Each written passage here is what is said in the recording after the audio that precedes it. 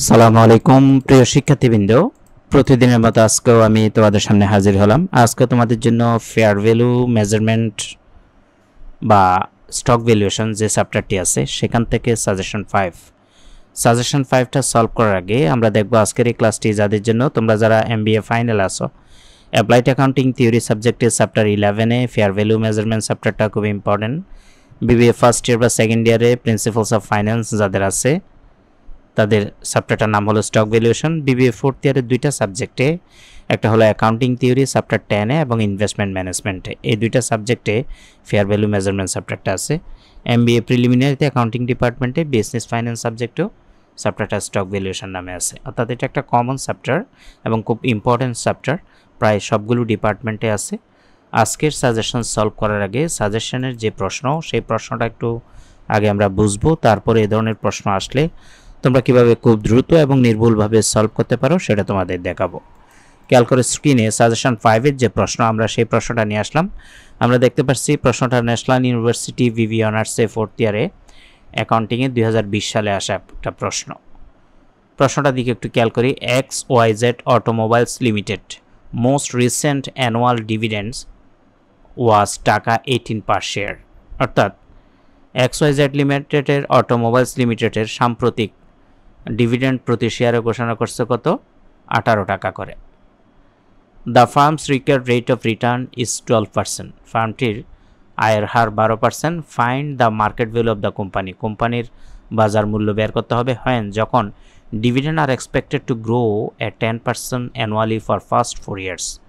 যেক্ষেত্রে তারা dividend grow করবে 10% প্রথম 4 বছর অ্যান্ড 6% অ্যানুয়ালি এবং 6% বার্ষিক ফর নেক্সট ইয়ার পরবর্তী 2 বছর, after which they are expected to grow at 5% per year infinity.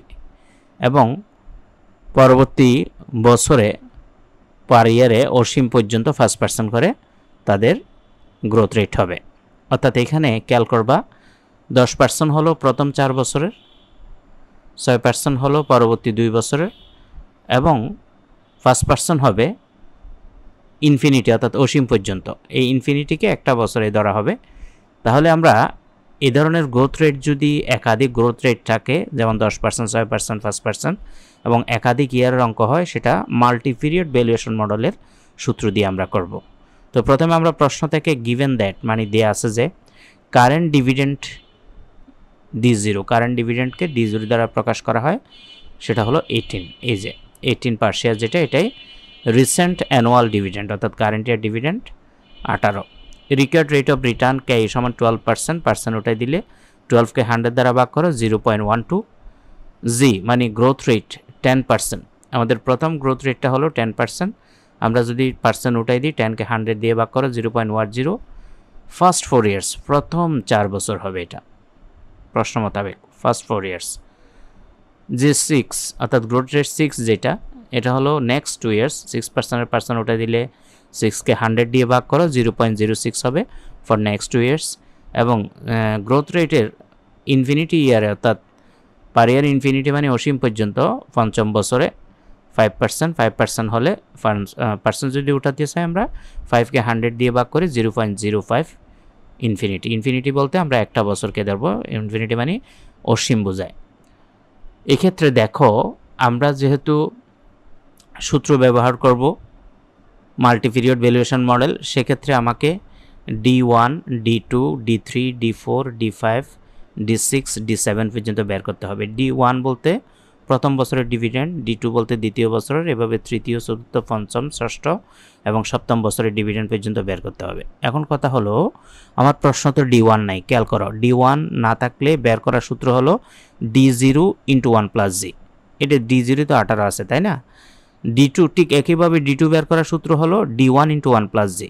D3-র ক্ষেত্রে D2 × 1 + G, D4-এর ক্ষেত্রে D3 × 1 + G, D5-এর ক্ষেত্রে D4 × 1 + G, D6-এর ক্ষেত্রে D5 × 1 + G এবং D7-এর ক্ষেত্রে D6 × 1 + G।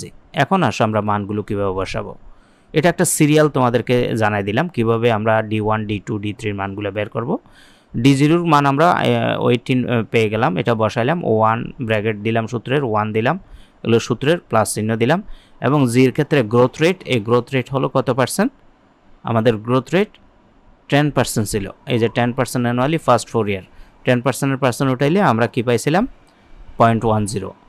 এখন আমরা যদি খেয়াল করি এই 1 এবং 0.10 যদি আমরা যোগ করি, যোগ করার পরে সেটার সাথে যদি 18 গুণ করি তাহলে হবে 19.8। তাহলে আমরা D1 এর মান পেয়ে গেছি। এখন D2 এর ক্ষেত্রে তো আমার D1 বসাইতে হয়, D1 × 1 + G, D2 পাইতে হলে। তো D1 এর এই মানটা আমরা এখান থেকে নিব 19.8, বাকিগুলো হুবহু আগের মতো ব্র্যাকেটে যোগ করে এটা দিয়ে গুণ করলে 21.78।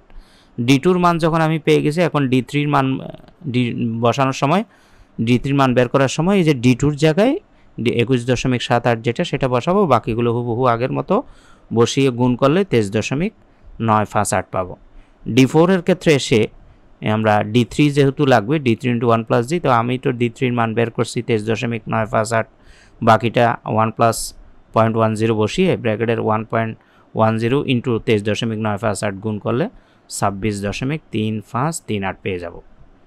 D5 এর ক্ষেত্রে দেখো, এটা ফার্স্ট 4 ইয়ার্স কিন্তু চলে গেছে। D1 মানে প্রথম বছর, D2 মানে দ্বিতীয় বছর, D3 মানে তৃতীয় বছর, D4 মানে চতুর্থ বছর। এখন আসো ফার্স্ট 4 ইয়ার্স দেওয়ার পর পঞ্চম বছরে আমরা কীভাবে করব? খেয়াল করো, এই যে 6% যেটা আছে সেটা তো নেক্সট 2 ইয়ার্সে হবে। তাহলে আমি D5 এর ক্ষেত্রে D4 লিখব। D4 এর ক্ষেত্রে আমি D4 এর মান তো আগে বের করছি, সেখান থেকে বসাই দিলাম 26.3538। এরপরে ব্র্যাকেট দিলাম, সূত্রের 1 দিলাম প্লাস আমি এই যে গ্রোথ রেটের মান বসানোর সময় এতক্ষণ কিন্তু প্রথম 4টা বছর 0.10 করে বসাইছে, কারণ প্রথম 4 বছর 10% ছিল, বাট পরবর্তী 2 বছর তো 6%, জন্য এই 0.06 যেটা আমরা অলরেডি বের করে রাখছি সেটা বসাইলাম। এরপরে আগের মতোই আমরা 1 এর সাথে 0.06 যোগ করে 26.3538 দিয়ে গুণ করলে আমরা পেয়ে যাব 27.9350। ঠিক একইভাবে নেক্সট 2 ইয়ার্স বলছে, দেখো তো 5 এর পরে D6 এ আসবো। D5 এর মান যেহেতু আগেই বের করছি সেটা আমরা এখানে বসাই দিব। সূত্রের 1 এবং G এর জায়গায় আমরা গ্রোথ রেট 6% ছিল 0.06, এবার ব্র্যাকেটটা যোগ করে 27.9350 দিয়ে গুণ করে দেখো 29.6111 চলে আসবে। এরপরে হলো D7 পর্যন্ত আমাকে বের করতে হবে। কেন বের করতে হবে D7? কারণ আমাদের মাল্টিপিরিয়ড ভ্যালুয়েশন মডেলে আমাদের একটা DN × PN সূত্র আছে। আমি যদি তোমাকে পরবর্তী পেজে নিয়ে দেখো, এই সূত্রটা যে আমরা ব্যবহার করবো এটা মাল্টিপিরিয়ড ভ্যালুয়েশন মডেলের সূত্র। এই সূত্রের ডিটেলস আমি অঙ্কের শেষে তোমাদের দিয়ে দিব, সেটা দেখে নিতে পারো। আগে আমরা উই নো দিয়ে present value of share P0 সমান D1 / 1 + K whole to the power n, D2 / 1 + K whole to the power 2 plus DN PN। এই যে DN বলতে আমাদের যত বছরের অঙ্ক তার আগের বছরের যে ডিভিডেন্ড সেটাকে বোঝায়, এবং PN বলতে শেষ বছরের আগের বছরের প্রাইসটাকে বোঝায়। তাহলে আমার এই DN আগের বছরের আমার ডিভিডেন্ডটা এবং PN মানে আগের বছরের শেষ বছরের যে আগের বছর তার প্রাইসটাকে বোঝাবে। এখন আমি যদি D7 বের না করি, এই D7টা বের করতেছি কারণ আমি যখন PN বের করব, প্রাইসটা বের করব, সেক্ষেত্রে কিন্তু আমার সূত্র হবে D7 / K - G। ঠিক আছে, আবার একটু খেয়াল করো, আমি D7টা কেন বের করতেছি? যেহেতু আমি এখান থেকে PNটা বের করব, শেষ বছরের আগের বছরের প্রাইসটা বের করব, সেজন্য আমাকে এখানে যে কাজটা করতে হবে সেটা হলো যে D7 / K - G সূত্র ব্যবহার করতে হবে। তো D7 যদি আমি বের না করি কেমনে বসাবো? সেজন্য D7টা আমরা বের করে নিচ্ছি যথারীতি। D7 এর ক্ষেত্রে এখানে D6 বসবে 1 + G। আর দেখো এই D6 এর মান তো আমরা বের করে নিচ্ছি 29.6111 বসাইলাম, ব্র্যাকেট দিলাম, 1 দিলাম প্লাস এখানে যে গ্রোথ রেটটা বসবে D7 এর ক্ষেত্রে আমরা 7টা যেহেতু বছর, কীভাবে 7টা বছর? এখানে 10% হলো ফার্স্ট 4 ইয়ার্স 4 বছর, 6% হলো নেক্সট 2 ইয়ার্স 2 বছর, 4 2 6 বছর, আর ইনফিনিটির জন্য 1 বছর 7 বছর। তো আমরা ইনফিনিটির যে ইয়ার সেটাই আসলে কি গ্রোথ রেট হবে, এই যে 5% যেটা। তো ইনফিনিটির জন্য আমরা গ্রোথ রেট 5% ধরছিলাম সপ্তম বছরে, সেটা 5% উঠানোর জন্য 0.05 এই জায়গায় এসে 0.05 বসাইলাম। এখন আমরা যদি দেখি ক্যালকুলেশনটা করি, 1 + 0.05 এই দুইটাকে আমরা যোগ করার পরে 29.6111 এটা দিয়ে গুণ করলে আমরা 31.0917 পেয়ে যাব। ঠিক আছে, এখন আমরা D7 এর মান যখন বের করছি, ওই আমরা P6 বের করার সময়, P6 মানে কি আমরা যদি দেখতে পাই, এই যে এখানে PN যেটা আছে, এই PN বলতে যে বছর অঙ্ক শেষ হবে তার পূর্ববর্তী বছরের যে প্রাইস, অর্থাৎ এই যে মানে P6 7 মানে 7 বছর, তার আগের বছর তো 6 বছর, সেজন্য এই P6টা বের করব। এটাকে PNও বলতে পারো, P6 বলতে পারো। তাইলে আমরা P6 এর সূত্র কি? সূত্রটা হবে D7 divided K minus G। এখন সেজন্য আমরা D7 এর মানটা বের করছিলাম 31.0917। তাহলে বসাইলাম 31.0917। আর K এর তো মান আমরা আগেই জানি 10%, পার্সেন্ট উঠাই দিলে আমরা 12% K এর মান, রিকোয়ার্ড রেট অফ রিটার্ন সে 0.12।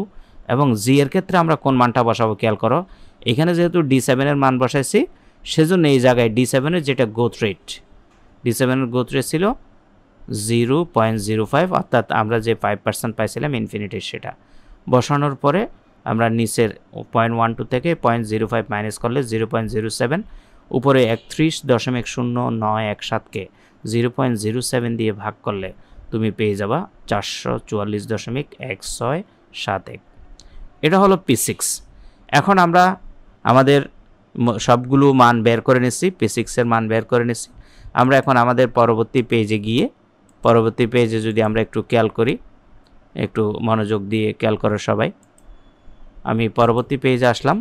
পরবর্তী পেজে আসলে আমার সূত্রটা বসানোর পরে মাল্টিপিরিয়ড ভ্যালুয়েশন মডেলের present value of share P0 সমান এই D1 এর জায়গায় আমি D1 এর মানটা বসাবো, D2 এর জায়গায় D2 এর মানটা বসাবো।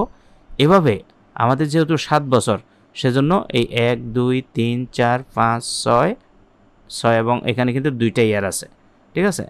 তাহলে এখানে D1 এর মান বসালাম 19.8। আমরা যদি খেয়াল করি একটু মনোযোগ দিয়ে, তাহলে আমরা D1 এর মান কত পাইছিলাম, এই যে 19.8। D2 এর মান কত পাইছিলাম 21.78। D3 এর মান কত পাইছিলাম 23.958। এভাবে D1 থেকে শুরু করে D6 পর্যন্ত সবগুলো মান এখান থেকে আমরা বসাই দিলাম। D1 এর মান, D2 এর মান, D3 এর মান, D4 এর মান, D5 এর মান এবং D6 এর মান এটা। আর এটা হলো P6 এর মান। P6 এর মানও আমরা কিছুক্ষণ আগে বের করছি 444.1671। এই মানটা কিন্তু একদম ওই PN মানে P6 এর মানে বসাইলাম। এবার আসুন নিচের অংশে।